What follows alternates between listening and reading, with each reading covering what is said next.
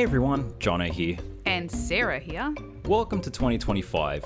We're kicking this year off strong with another Forbidden Memories challenge run.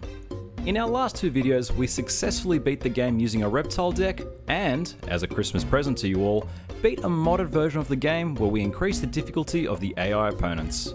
Over on Twitch, you all successfully beat an ultimate randomizer of the game, where everything, and I mean everything, was randomized. Congrats on your victory, chat. That was a fun thing to watch. Heading to the type board, I neglected to update it in our last video, so we're going to go ahead and put a star against reptiles and spellcasters. Now, this subtype has been heavily requested since I added it to the type board. Of course, I'm talking about females. But Jono, you ferocious hunk of man meat, females aren't a type in Yu-Gi-Oh! What are you even talking about? Well, let me explain it to you, my little lamb chops. Forbidden Memories has 20 types in its roster. Depending on a monster's features or characteristics, it may also have a secondary classification in addition to its core type.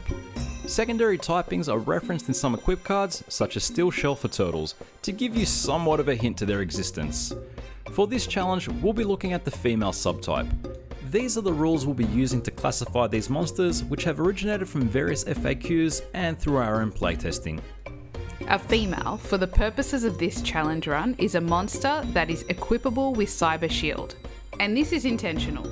There are other equip cards like Malevolent Nuzzler and Electro Whip that mention powering up female monsters. But unfortunately, they are compatible with various male or genderless monsters, making them unreliable indicators. Unless Konami is going to sit there and tell me Hatsune Miku Giant. What the Yeah, that's a thing. What the heck is that?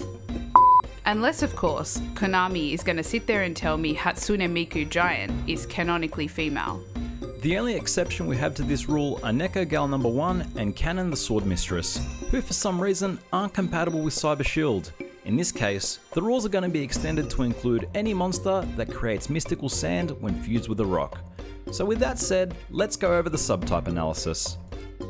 Females are one of the most versatile types in Forbidden Memories. There are 59 cards classified under this. 23 are available to the player in the starting deck, 22 are unlockable in the story, 4 come from the final 6, 1 only comes from a card password, and 9 are locked behind the pocket station. Our starting deck looks like this. We should be pretty comfortable in the early parts of the game with access to the elf monsters. Here's a quick recap of the rules, and with that said, let the first storyline of 2025 begin. Heishin is seething with anger after we thwarted his plans to summon forth a waifu when we last encountered him in our ritual video. Refusing to give up, he hatches an even greater plan. If he can't summon his wife to this universe, he'll just have to travel to one where they all reside.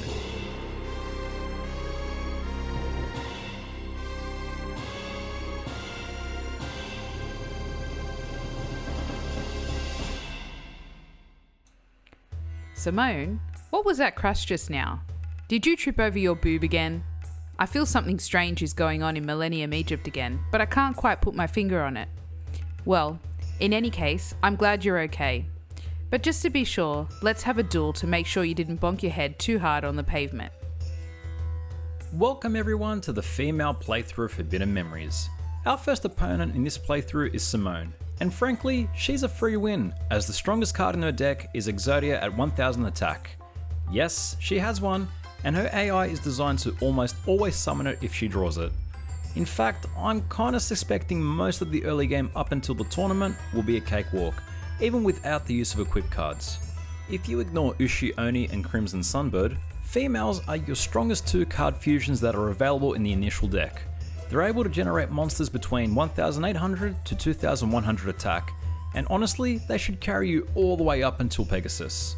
My brain still hasn't caught up to the fact that it's 2025. I've donked out trying to remember which cards fuse with what. Normally this would be something straightforward, but with females, I need to be careful that I don't accidentally fuse into a male monster. You know, since females are a subtype and not a main type. We'll figure things out later. But for now, let's drop our first Raigeki for the win of 2025 and attack the game with Dark Witch. Simone goes down and awards us a key mace. Don't need that, it's already part of the initial deck. Well, you still suck at card games, so everything is normal, I guess. Let's head to the grounds to check in on our friends to see if they've seen anything strange. Entering the room, we bump into our rival Teana. Yes, I said rival because she is the only other duelist in Egypt with a female-focused deck. Sadly for her, I don't think she's too great at using it, so it's not much of a rivalry thus far. Anywho, passing control back to me, let's run through the overall strategy for this playthrough. For the time being, I've set up our deck to lightly focus on summoning out Dark Elf and Dark Witch, since we have access to both fairies and elves in our deck. As we progress with the story, the goal will be to progressively swap out our weaker monsters with stronger females as they become available to us. The equip cards in the deck will remain as is. This is so we don't clog the engine. If we start hitting a wall, we can cut back on some of the weaker cards and put in more equips that are monster specific. If all else fails, we can abuse the AI and repeat the self-KO strategy you saw in my no attack run video. Go check it out if you haven't already done so. To nobody's surprise, we defeated Teana, who, by the way, summoned 0 females against us. Fantastic rival indeed. First disappointment of 2025. Speaking of disappointments, here's Josie, aka Villager 1. Some of the more astute viewers looking at this video may have noticed a familiar card combination in this deck. Don't spoil it for the rest of the group. I want to see if I can pull it off against a tough opponent like Heishin. Or hey, even Nitemare. That is of course if I don't let the PTSD set in on that one. Anywho, let's take a look at the fusion tree that we have access to when we use an all-female deck. Like all other playthroughs, the only allowable cards in these videos are females. We can't use any non-female fusions. Cards like Musician King are out of the question for this playthrough, which is difficult because we're at risk of several accidental fusions. I'll cover a bit more of that later. For now, we drop a Raigeki and attack for game. Defeating her first try, we sent Josie on a vacation far away and move right on to Malinda, aka Villager 2. I'm expecting this duel to be another easy win. So let's start listing off all the available generic fusions accessible to females, starting off with Fish. If you mix a fish with a female under 1150 attack, you'll get Ice Water. A female at exactly 1150 attack will give you Enchanted Mermaid, and a female between 1200 to 1300 will give you Amazon of the Seas. Now, given that females are a subtype, you need to pay attention to the main types used in the fusion. In the above scenario, if you happen to use Queen's Double, which is a warrior monster, for the Ice Water fusion, you'll end up with Whale Warrior, as the main type took priority in this fusion. Things like that are why you'll see me stop randomly throughout this playthrough. And like I said before, I've already had to restart this run 3 times because of an illegal fusion. Sorry, don't have any recordings of those, and I am really hoping I don't do that for the final 6. Let's move on. I'll cover off the next set of fusions in our following duel. For now, we attack for game with Dark Witch, and Villager 2 goes down. Malinda is not the cream of the crop. Wow, Jono, digging through the 80s to make that reference. Anywho, we're now up against Old Greg. I was going to say that he's the first male we've encountered in Egypt, but no, Jono has grossly informed me that Old Greg has a mangina. I'm Old Greg! That brought back a bunch of memories for some of you. Introductions aside, let's continue with the fusions, and we move on to Elves, which are in fact another subtype in this game. Starting things off, if you mix a female or a fairy with an elf under 800 attack, you'll get Mystical Elf. All other elves and their fusions ignore gender. The monsters in the elf family just happen to be all female, with the exception of Wing Egg Elf and Celtic Guardian. If you mix an elf over 800 attack with a Mercury Spellcaster, you'll summon out Dark Elf, our ace monster for a good chunk of the early game. Before I move on, yes, Ancient Elf is female. The flavor text in Forbidden Memories calls it a he for some reason, but in the anime and 3D model, it shows her with long hair and boobs, I guess. Sorry, just needed to get that clarification off my chest. Having successfully defeated the Villager trio, we head out to the Mage Festival. Nothing new to see, so we explore some more. Over in the distance, we catch Joanna getting her butt kicked in a duel. Good to see some things never change regardless of the universe we're in. Anywho, during our conversation with Joanna, we're rudely interrupted by her opponent who introduces herself to us as Donna. The arrogance emanating from this woman is borderline nauseating. I think it's best we leave before things begin to escalate. Heading to the duel grounds, we meet up with Joanna, who decided to challenge us to a duel in order to pass some time. Let's continue on with the female fusions. Up next, we have fairies. If you mix a fairy with a female, you'll end up with Dark Witch. And despite being called Dark Witch, she is weakened by the Yami field since she's a fairy. How ironic. Well, not really. This card's Japanese name is Valkyrie, and that's what it's based off. Moving on from fairies, we now come up to the beast fusions. Mixing a beast with a female will result in Neku Gal number 2. There are some small edge cases to this rule, where the type of beast and female you use may result in a Garvis instead.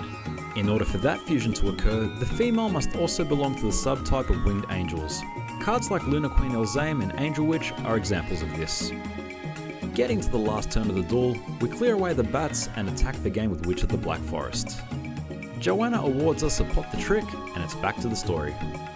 After defeating Joanna, the doors fling open and Prima Donna walks onto the scene dissatisfied with our earlier interaction. We challenge her to a duel because that ego is not going to deflate itself. Raise your hand if you're confused with the current set of fusions we have gone through. I know. Don't worry, the next ones are a lot more straightforward, so let's continue on with the fusions. Mixing a female with a plant will give you Queen of Autumn leaves. If you didn't know that, you've probably been living under a rock, which segues very nicely to our strongest fusion. Fusing a rock plus a female will create Mystical Sand, a 2100 attack beater that has a Mercury Guardian star. That is really good against those pesky Blue Eyes Ultimate Dragons. Mystical Sand is going to be our target for both fusions as well as standalone monster drops. We'll cover more on that a bit later.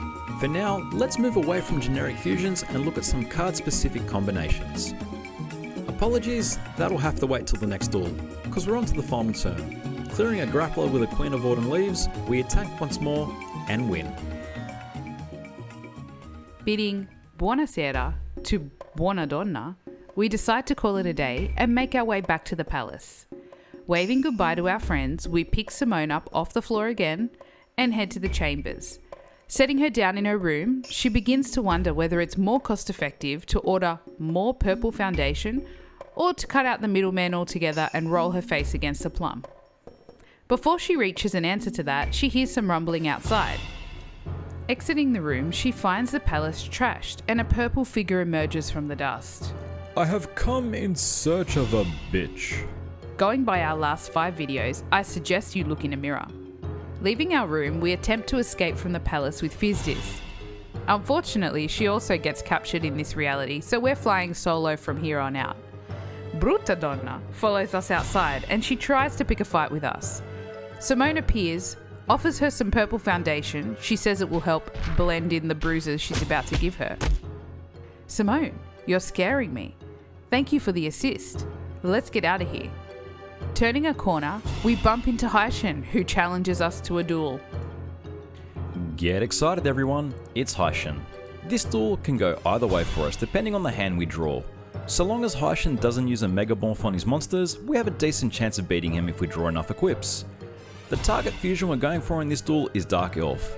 We didn't draw into that, but as a consolation, Heishin didn't draw into anything spectacular either. Having a boosted Queen of Autumn leaves, we have this duel in the bag. Now, as you saw from our Spellcaster run, Heishin has the ability to drop Gemini Elf if we A rank him. Gemini Elf was one of our stronger targets in that playthrough. Now that we've removed the Spellcaster only limit, Heishin has the ability to drop us even stronger monsters, which just so happen to be all female. Passing the turn back to Heishin, he has no retaliation. So we drop a Raigeki for the win and double team him with 2 Queen of Autumn leaves. Heishin goes down and he drops us a friggin' pumpkin? Where was that luck in the zombie run? Anywho, grinding off story Heishin, he awards us an Empress Judge, Gemini Elf, Gyakutena Megami, Maiden of the Moonlight, Mystical Elf, Mystical Sand, Neku Gal number 2, Rose Spectre of Dun, and Spirit of the Winds. Well, there's 90% of our late game deck. Back to the story.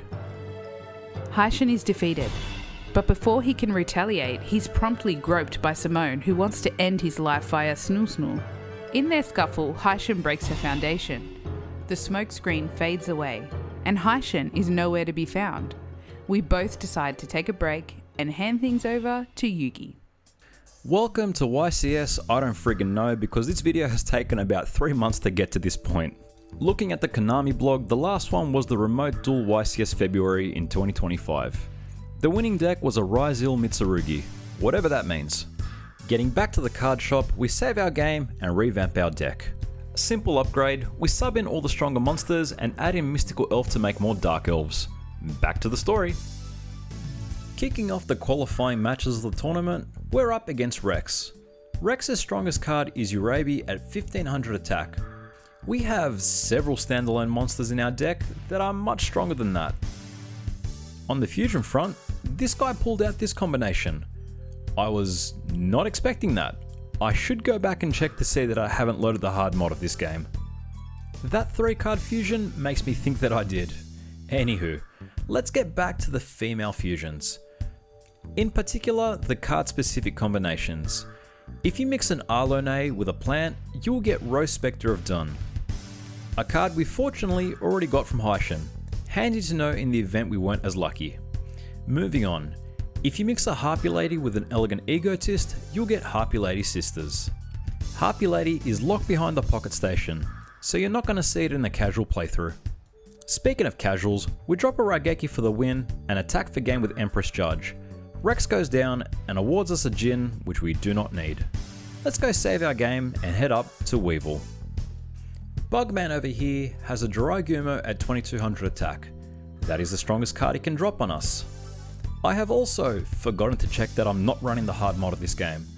Let's see what turn 1 has in store for us. Passing over, summon, face down defense. I think that is a Jiraigumo. Let's see. Summon, attack. Okay, that is a Jiraigumo. Have to fix that for the next few duels, but we seem to have the upper hand nonetheless. Getting back to the monster specific fusions, if you combine a Magician of Faith with a Metal Morph, you'll get an Ancient Elf. Magician of Faith is also stuck behind the Pocket Station.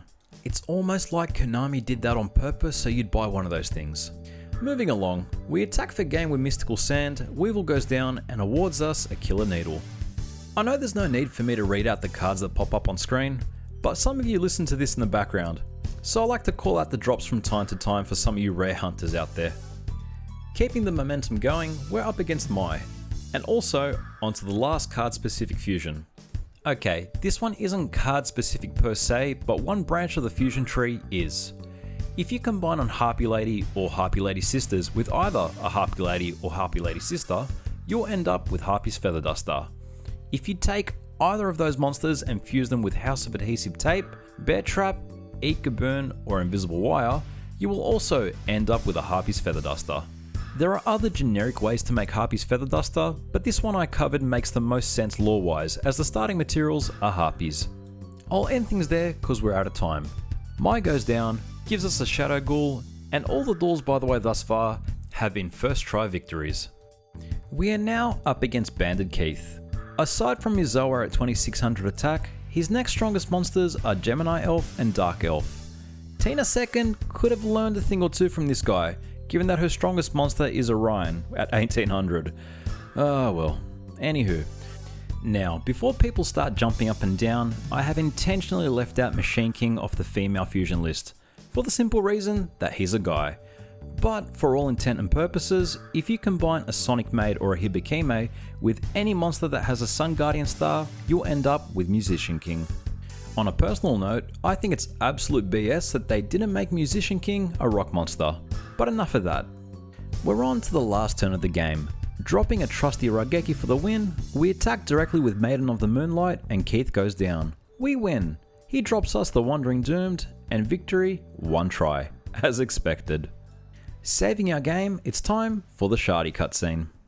Joey doesn't understand why he should bother learning about any other cards other than Ryzil monsters. I mean, all you gotta do is activate effects in hand. We tell Joey that the enemy cannot activate a Ryzil if you disable his hand. Before we get a chance to pierce Joey's hand with a Macrocosmos, we're interrupted by Shadi. Shadi tells Yugi that the past is being threatened once again by the evil High Mage Heishin. Before Yugi can ask him what the hell a Heishin is, he grabs Yugi's hand and sucks him into the Ankh. Whilst Joey beats the ever-loving crap out of Shadi, we cross over into the puzzle. Entering the staircase dimension, Yami stops us in our tracks and informs us that there are sexy singles in Egypt. Say less, my dude, let's go rob some people. Looking completely unfazed by the earlier fight given that he's a ghost, we leave the area and save our game. Say it with me, kids, Shadi is a pushover of a duelist. If you lose to him, you suck at this game, and you should end your YuGiOh career right here, right now. I miss saying that. Anywho, all the opponents for the rest of the tournament, minus Shadi and Pegasus, can drop the next set of female monsters. Unfortunately, they've already become obsolete. We were able to grind our top tier monsters from Heishin. I'm not going to bother grinding for this next set of females, however I might go back and grab some of them if I need a field advantage against the high mages. I don't think that's going to be necessary, we have enough equip cards and our deck is pretty beefy. Speaking of things that are the opposite of beefy, Shadi goes down. Attacking him with some women, he awards us with a graveyard and the Hand of Invitation. Let's steal his stuff. Mine. Well, I guess Yugi's, not mine. Moving on to the next match, we're up against Yami Bakura. Yami Bakura is one of the targets we would have been grinding off. For those that watch the Spellcaster run, if you defeat him at a B, C or D rank, he has the ability to drop Ancient Elf, Lamoon and Dryad. Ancient Elf, being an elf monster, is another material we can use to make Dark Elf.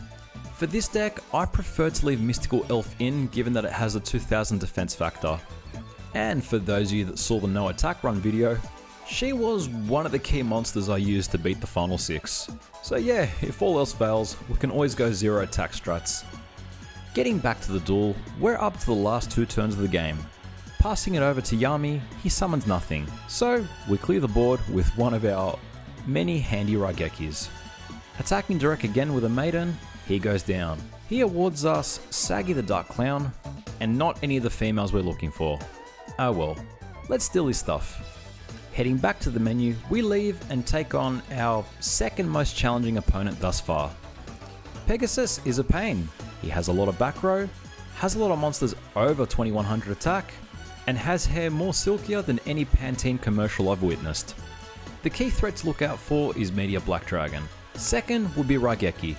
For those that saw the Christmas hard mod video on my channel, you know exactly what I'm talking about. Anywho, we've finished off all the fusions relating to females.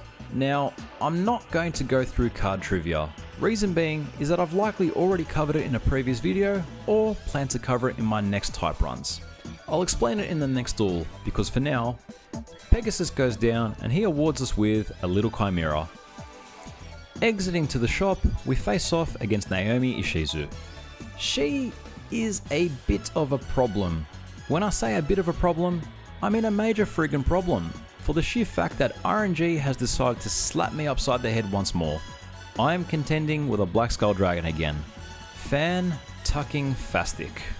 To rub salt in the wound, 100 attack points short on that Empress Judge.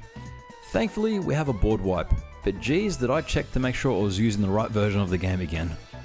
Anywho, the thing I plan to cover off for the remainder of this video are the differences in censorship between the international version and the Japanese version of this game, as well as the associated card arts. What do I mean by that? Well, both the card artworks and the actual scenes within this game were censored for the international release. Apologies if I missed one or two, I don't speak Japanese. What I will say is that whoever localized it put a lot of effort into covering up these monsters, going as far as to alter the 3D models as well. Stay tuned. Ishizu goes down and gives us a Monstertle. We defeated her, claimed her necklace, and achieved victory with 0 losses. On to Kaiba Boy. His threat, Blue Eyes White Dragon. My answer, several friggin' equips, like always. Let's kick off the censorship trivia. Playing both the Japanese and English version of the game side by side, I've been able to lift about 5 images that have been censored when the game got localized. The first censored image appears during Heishin's invasion of the palace. In the Japanese game, you can see bodies scattered around the floor. In the English version, the bodies have been replaced with broken pillars. Your guess is as good as mine as to how they punched the hole through stone. My theory is that they used Martis's face, that's why he wears a mask. Anywho, Crackhouse Storyhouse aside, let's get back to the duel. We are now on to the last 2 turns of the game. Kaiba summons nothing. We retaliate with a Nekagao number 2. We have a diverse board of females, so let's take him out with Dark Elf and Rose Spectre of Dun. We win! Kaiba goes down, drops us a Battle Lox which would have been great for that Beast Warrior video, and we steal his Millennium Rod for ourselves.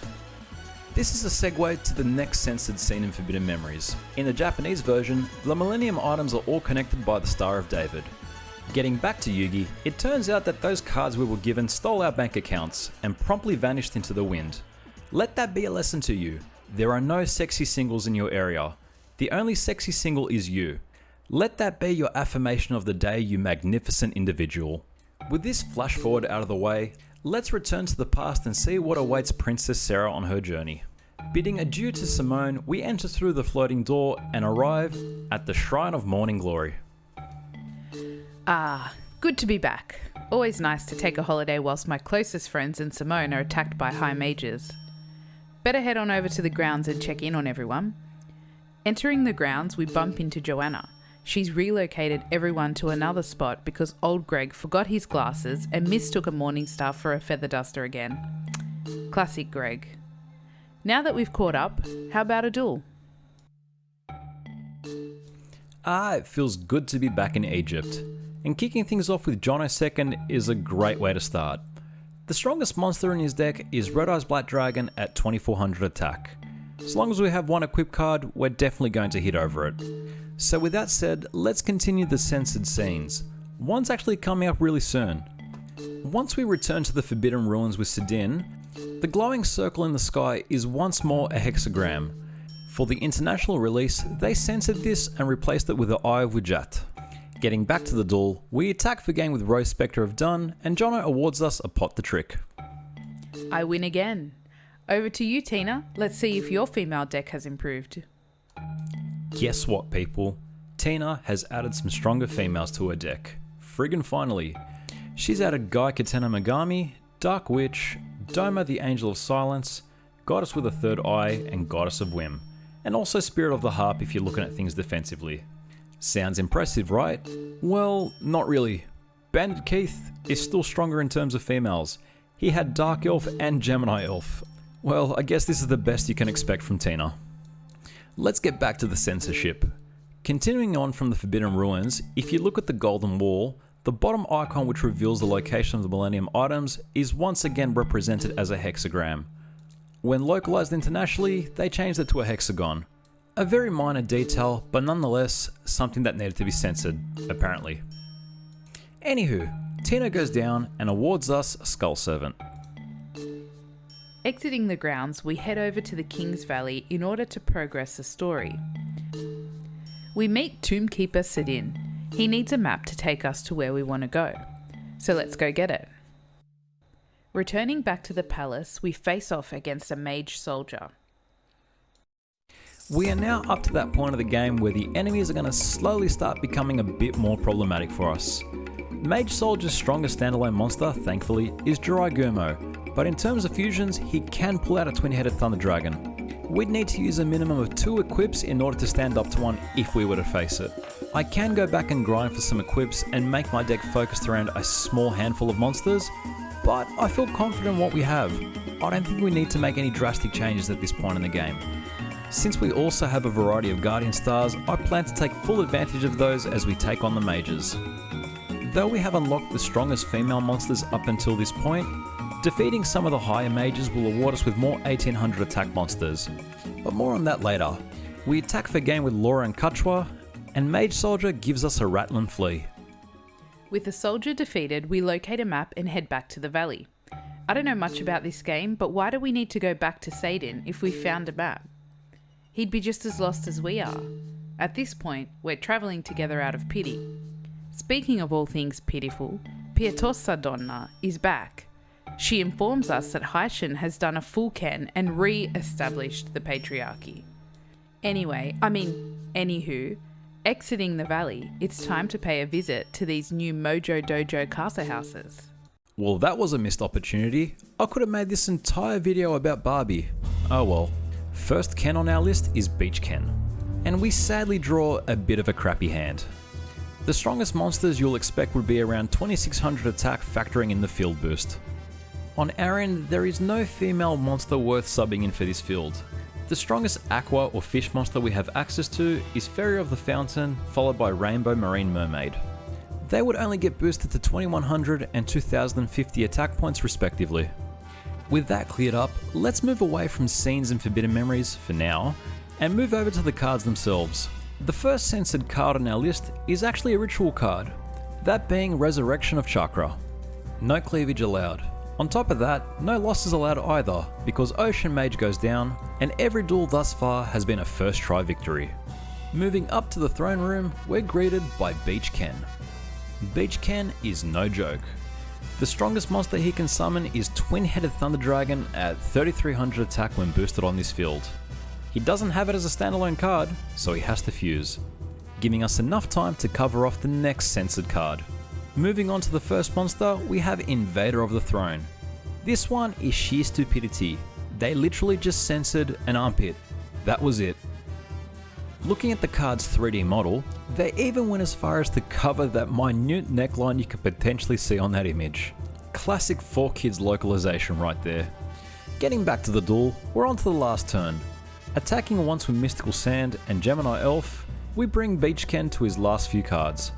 Summoning out a Kaminari attack as a last ditch effort, the turn's back with us, and we win. Attacking once with Mystical Sand, and finally with Gaikatena Megami, Beach Ken is retired and he awards us a Labyrinth Wall. We steal his jewelry because frigate, why not, and make our way to the next shrine. There's no logic, by the way, between my selection of shrines. I'm just simply going in a clockwise direction, hence why we've landed on the second strongest shrine. In terms of power, Mountain Ken is the same as Beach Ken. Strongest standalone monster beefs up to 2600, and he also has the ability to summon a Twin-Headed Thunder Dragon. The females that would have benefited greatly from this field are the Harpies. Sadly, we don't have those since they're behind a pocket station. So without them, we genuinely don't have any females that get boosted by this field. Let's continue with the censored cards. Up next is Maiden of the Moonlight.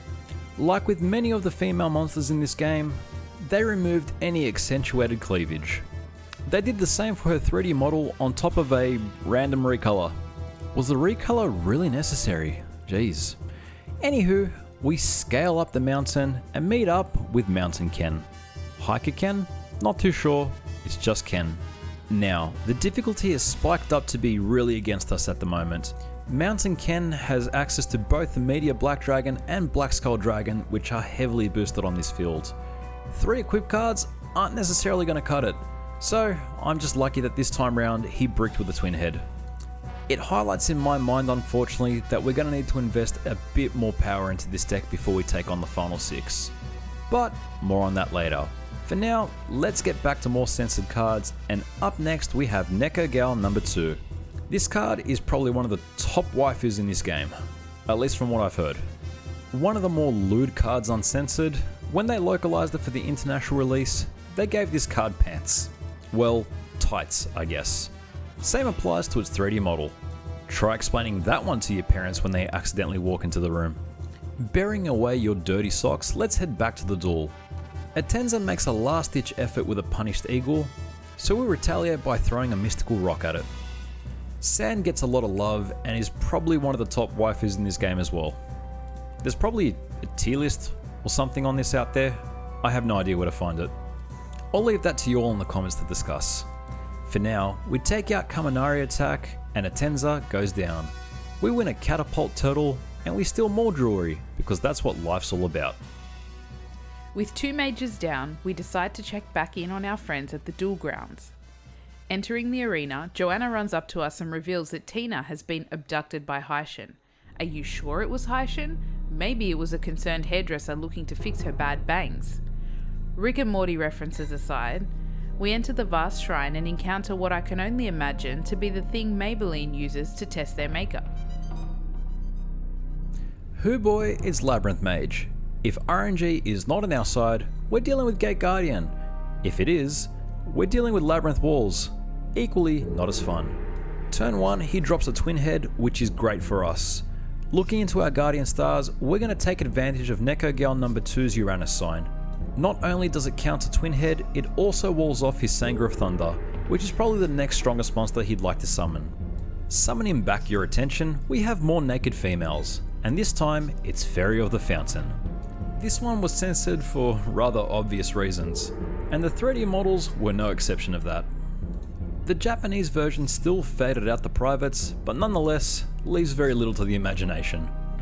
Geez, this video is going to be bad for suitable ad content. Speaking of things unsuitable for content, getting back to Labyrinth Mage, we are sort of on the back foot and have only just recovered. Thankfully drawing into a cyber shield, we can hit over his Suijin, and so long as he doesn't take out Mystical Sand, we have 2 Raigeki to bring this game to an end. Over to me, we drop Raigeki number 1, attack with the sand, pass to him and he retaliates with defense, love it, Raigeki number 2, and it's over for you. We win! Labyrinth Mage goes down and he awards us with the 13th grave. Defeating the children's colouring book, we navigate the labyrinth until we reach the exit. Bursting through the doors, we find Teana and our favourite protagonist. Before we have the chance to slap him upside the head, he runs off, leaving us to deal with Carne Donna. Time for another duel. Carne Donna is no slouch. Having a Gate Guardian, Meteor Black, and Black Skull Dragon in their arsenal is gonna give us a bad time if we draw into some bad RNG. The dead hand we drew at the start does not make things any easier either. If we were unsuccessful with grinding off Heishin at the start of the game, Seto 2 would have been the opponent we needed to get to in order to get access to any of our strong females. In his B, C, D drop tables, he can award us with a Mystical Sand, an Empress Judge, Rose Spectre of Dune, Neko Gal number 2, and Gaikateno Megami. Literally the entire deck, as well as Mystical Elf as well if you're really that way inclined. In the event that we couldn't defeat Heishin and needed to stand up against Seto, I'd be going down the route of summoning out a Dark Elf. That would be the default strong fusion. We would have had access to at least 3 elf monsters in order to bring that out. We'd also be farming for various 1600 attack monsters from the World Tournament opponents. Else we would have targeted Warrior of Tradition from both the Meadow and Mountain Mages. But enough of that. Getting back to this duel, we're winning.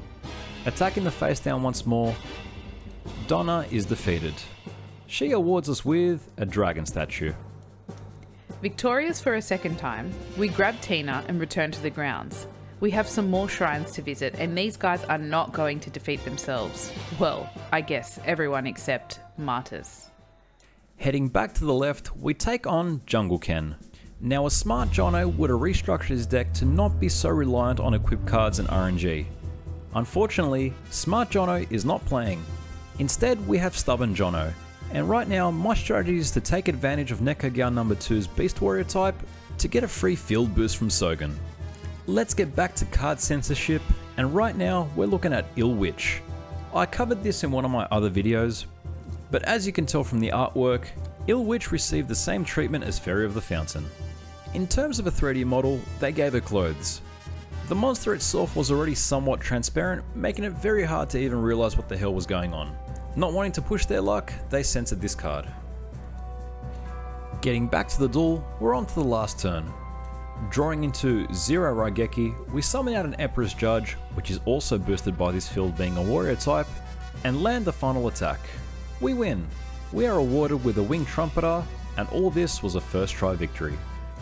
Entering the treehouse, we face off against Jungle Ken. I had mixed feelings going into the Kapura fight. He's the mage that will give you a good indication as to how you'd stack up against the final 6. The strongest card we need to contend with is a field boosted Gate Guardian, which he summoned on turn 1. Hooray for that.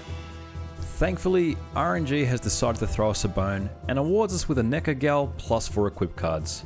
Had it not been for the field boost, we would need 2 turns in order to set up against it. Even if we used Empress Judge, we'd be short by 50 attack points. Anywho, putting ourselves back on track, let's continue with the censored trivia. Up next we have Succubus Knight. Open and shut case with this one, no cleavage allowed. Same goes for a 3D model. Defeating the hardest Mojo Dojo caster house, we pop out Kapura's eyeball. Let's head on over to the other side of the map and show some love to the other casters. Starting off with the Forest Shrine. Playing on a forest field means that we get to use Rose Spectre of Dune. And, like with the Meadow field, Neko Gal number 2, since Beast Warriors get a boost from both Meadow and Forest. Strongest card he can throw at us is a 2700 attack YuGiOh. So, with that said, let's continue on the censored card trivia. And since we're playing it, let's cover off Rose Spectre of Dun. The localization team moved the rose petal further up her torso, covering up any lewd areas. Despite not showing anything, it is heavily implied that she is topless. Looking at the 3D model, they covered her up with a yellow dress. Landing the final attack on the lower mage, he awards us a Kagemusha of the Blue Flame. Let's head into the temple and take on Mummy Ken. If Anabesius doesn't summon out either of his moths, we should win this duel. If we do end up having some trouble with this one, we can go back to the Meadow Mage or Mountain Mage and farm Warrior of Tradition. The default Guardian Star of that card is Mars, which will get an extra 500 attack boost against all his Jupiter monsters. Thankfully, I don't think it needs to come to that. Now that we have a heavily beefed up Empress Judge, let's go back and continue on with the censorship. The next card we're covering off is Dark Witch. And speaking of things that were covered, her skirt and her chest.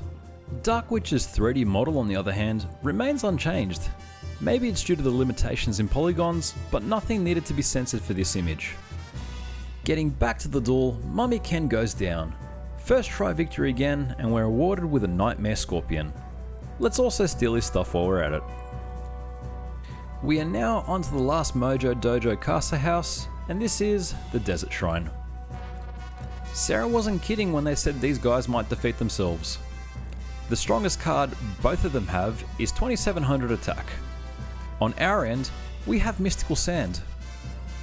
She gets boosted to 2600 attack on this field, and with her Guardian Star of Saturn, gets a free 500 attack boost against all the Uranus rocks we're going to be facing.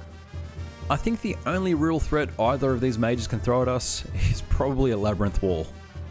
And by threat, I mean minor inconvenience. And speaking of minor inconveniences, censored cardboard. And the next one on the list is Rainbow Marine Mermaid. This one here, again, is a very weird one.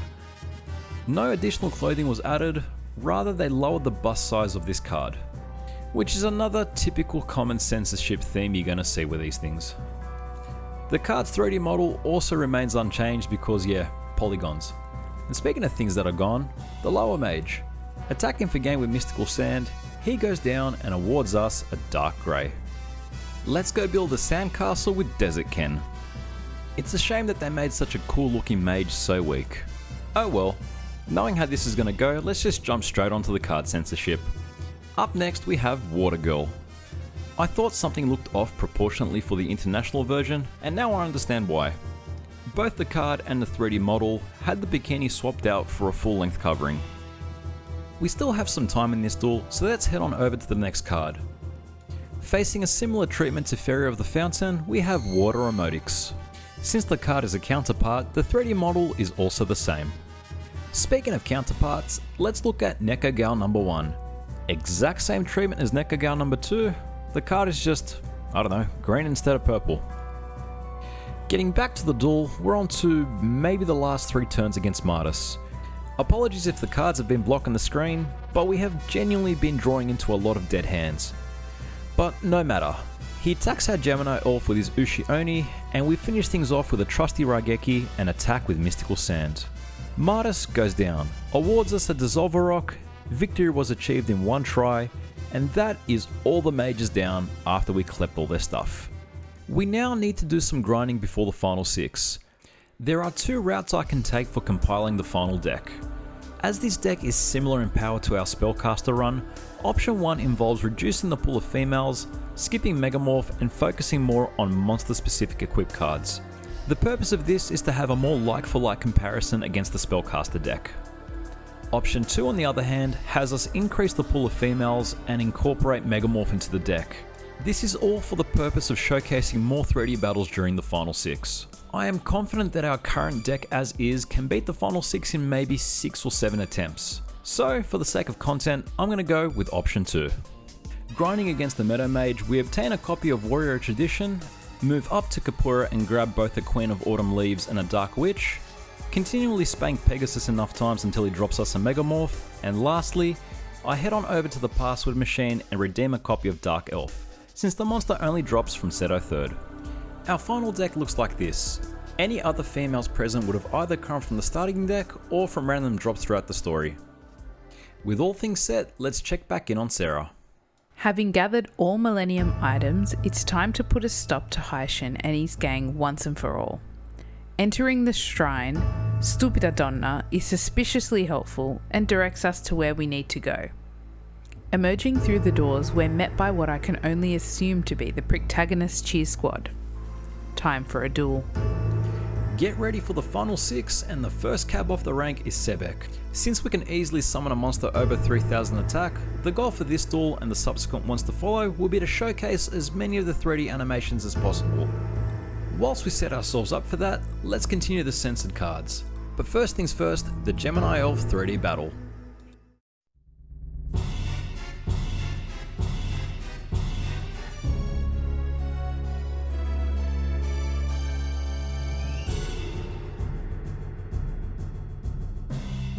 Alright, that would have looked familiar from the spellcaster run.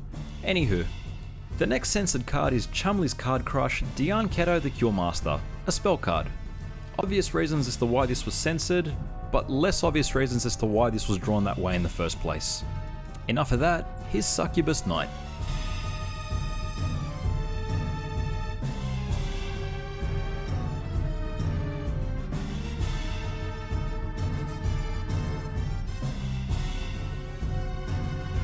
The next set of censored cards I'm going to showcase don't really have any changes to their 3D animations. More on that in the next duel. Passing the final turn back over to Sebek, he summons nothing, so we Raigeki it away. Well, guess not. What the hell are you doing, Chono? Okay, we're back on track. We get rid of the wall and attack for game with Succubus Knight. We win and Sebek goes down and gives us, what a friggin' drop, Great Mammoth of Goldfine. Where was that in the dinosaur run? One cheerleader down, one to go. Neku, Neku, Neku. So long as we hit over 3150, we're good. So let's continue the censored cards. The next card artwork that was censored was Cannon the Sword Mistress. Getting a similar treatment to Harpies, they reduced the accentuation of her breasts in the armor set. Getting back to the duel, we power up a Spirit of the Winds and trigger a 3D battle.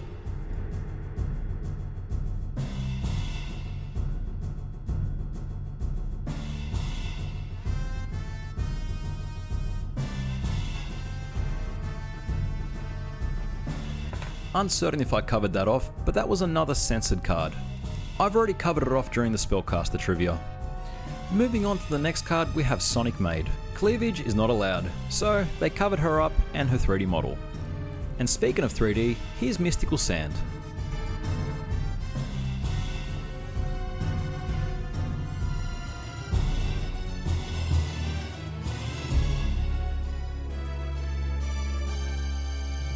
I didn't realise Dark Magician turned grey when he got defeated. Have to investigate that one a bit later.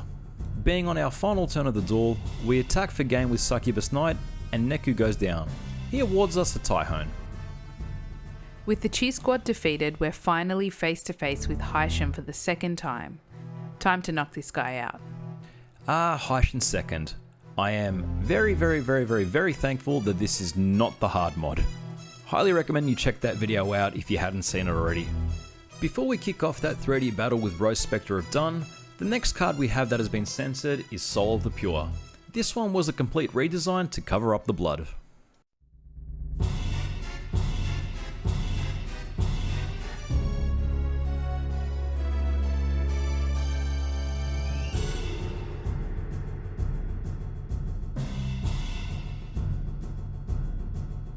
By the way, Rose Spectre and Arlone are counterparts, so they have the same censorship on both their 3D models and cards.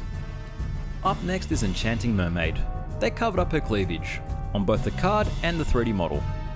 And speaking of 3D, here is Maiden of the Moonlight.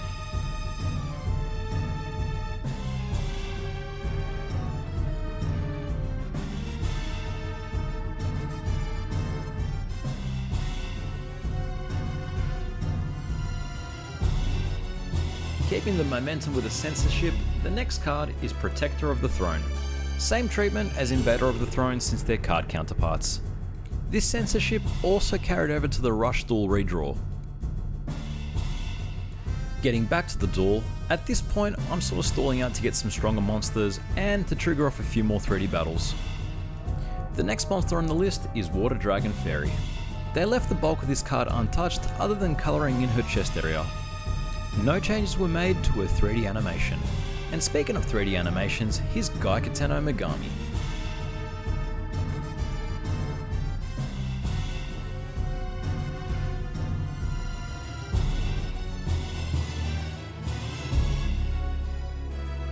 I had no idea that Suijin squished down like a jellyfish.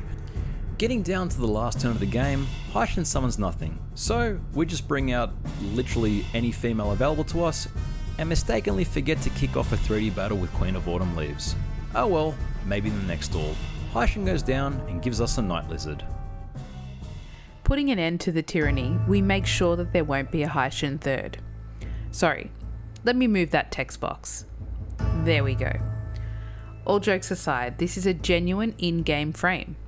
Can't help but feel sorry for the artist who drew this, only to have it covered up by a dialogue box. Speaking of dialogue, so we've been ignoring Finale Donna all this time. She's been rambling about her privilege again, so let's go ahead and give her the Heishin treatment. Now, Seto 3 is a problematic opponent. We're at the mercy of RNG with respect to Megamorphs and Ultimate Dragons. As we're doing the final 6 with option 2, Megamorph is a pretty big crutch. Had I been taking this on without Megamorph, the key target would be to bring out a Dark Elf and power it up as much as possible with any specific equip cards, or alternatively, use a Yami field. In our Spellcaster run, the main counter was Dark Magician. For this, Dark Elf with a Mercury Guardian Star would get an attack point tie. I think the only other Mercury female we have is Mystical Sand, so that would have been another viable option as well. Let's drop in a quick censored card before the duel is over. The next monster on the list is Ice Water. Being a counterpart to Enchanting Mermaid, it shares the same 3D model and card censorship. Back to the duel, here's Dark Elf.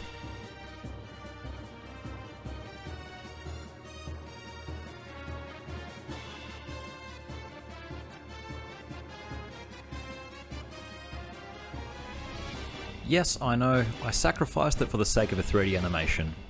But that's okay, we're on to the last turn of the game. Seto summons nothing, so we clear it away with a Raigeki and attack for game with Mystical Sand. We win! Donna goes down and gives us a Bistro Butcher. Defeated in a duel, before we can land the finishing blow, Heishin pops up and takes her hostage. He is definitely concussed. I don't know what game he's been playing, but we don't really like her either. We decide to let him cook, so we relinquish the items. Performing the ritual, Darknite is summoned to this world. Thanking the protagonist for his services, he banishes him to another dimension. Turning his sights on us, we remind him of what we did to Heishin. He backs out of the fight and challenges us to a card game instead. A wise move for the village idiot. Darknite is a fantastic opponent. Why, you ask? Well, simple. He's fairly weak. That means we get to showcase as many 3D battles as we'd like. The only real monster we need to watch out for is his Cosmo Queen, which typically has a beneficial Guardian Star against most of our monsters, or at least the ones I forget to change when I summon. In a stroke of good luck, here's the 3D model for both Harpy Lady Sisters and Neko Gal number 2.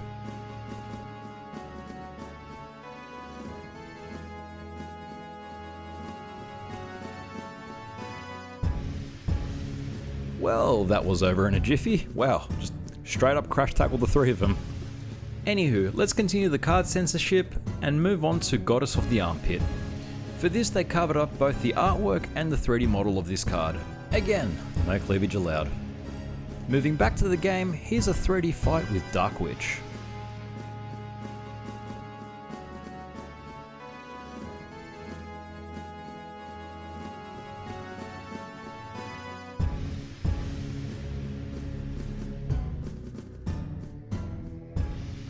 For the rest of the cards on my list, they've been covered off within their own respective videos, mainly in the Spellcaster one.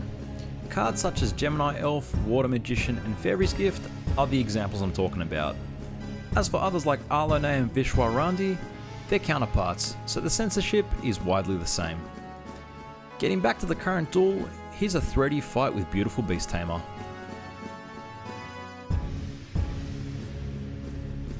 Looking to grind out some more 3D animations, we pass the turn back to Nitemare, and I screw up and make a rookie error. I accidentally mixed Warrior of Tradition with Gemini Elf. Since she had a Mercury Guardian sign, it turned her into a Dark Elf. Big sad right there, so I'm going to see what I can do for the Nitemare fight. Screaming the same way YuGiOh did when he caught me using a chemical wipe on our TV. You were ruining the anti-glare panel. We're dragged down into round 2. Seriously guys, don't use chemical wipes on TV screens, it would damage the panel. Anywho, welcome to the Nitemare fight. I'm actually going to showcase 2 versions of this fight. What you have on screen is the vanilla attempt using our current deck. One of the promises I made at the very start of the video was to defeat Nitemare using a Cosmo Queen. Let me put a pin in it, here's a 3D battle.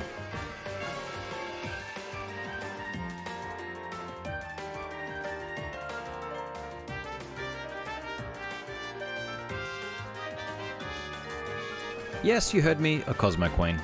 In order to do that, I'd need to trigger off the ritual, which is a very tough thing to do against Nitemare. If I manage to pull it off, I'll splice it at the end of this duel and commentate exactly how much of a bad idea it was. Now, the last censored monsters I want to address are the Harpies. I've left them out intentionally as it's very widely known what's been done with them. The nipple spikes on their chest plates have been removed, and the monsters themselves have been given tights to cover off the bare skin. Getting back to this duel, we draw our last Raigeki in hand and trigger it to put an end to Nitemare. Hey everyone, Future Jono here. I was not able to pull off the Cosmo Queen ritual during the Nitemare fight. It is insanely difficult to do due to both Queen's Double and Princess of Tsurugi being so weak in attack power. That's why it was subbed out during the ritual video. It is definitely possible, but it needs some really good RNG to draw Megamorphs at the right time. Comment below if you really want to see it and I'll make it as its own standalone video. Back to the story we go. Nitemare is defeated and we've restored Millennium Egypt back to where it should be. Sitting atop our throne, we have proven that we can beat Forbidden Memories with a female-only deck. Now, gather before your queen and bow down to your mummy. It's not the way it's supposed to sound. YuGiOh made me say it. Time for the run wrap-up. The campaign took a total of 38 duels to complete, of which we incurred 0 losses. In free mode, given that I was using a 30 card mod, each time I completed the duel, I counted it as 30 attempts. So with that said, there were 360 duels used in free mode. This brings our grand total up to 398 duels. Our average campaign duel duration was 2 minutes and 21 seconds, making the total campaign take 1 hour and 29 minutes to complete. In terms of ranking, though we had a very strong start to the early game, we started to drop off near the end when compared to the spellcasters. As such, I'm placing females directly behind them. The attack capping off at 2100 is really what hinders this deck for the final 6. But wait, what happened to Heishin?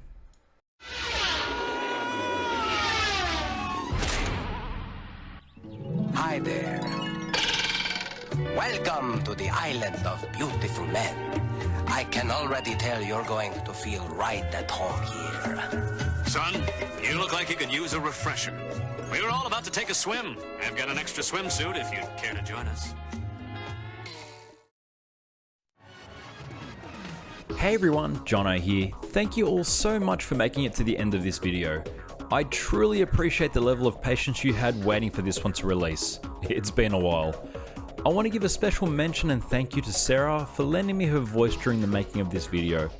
This would have not been possible without you for a number of reasons. You are my rock, honey bunny. Before I sign off, I want to give a shout out to my supporters on YouTube and Twitch. In no particular order, we have Costero Des, Braden McLean 5304, Lily Laser 666 and Kalut 731. Over on Twitch we have Danunu, Ranger Phantasma, Alexis Bexus, Titar J&D, Shanna Hart 33, Madios UK, Dark Outer 69, Rizeku and Rancid Fever. Seriously, thank you all for that extra support, it truly means a lot. Comment below on what type you'd like to see next. Hoping the next video doesn't take as long as this one did. While you're at it, be sure to subscribe to the channel and hit that bell icon to stay notified of my future releases. And as always, stay awesome people. Hope you all draw a Raigeki for the win, and I'll be seeing you all soon. Take care for now.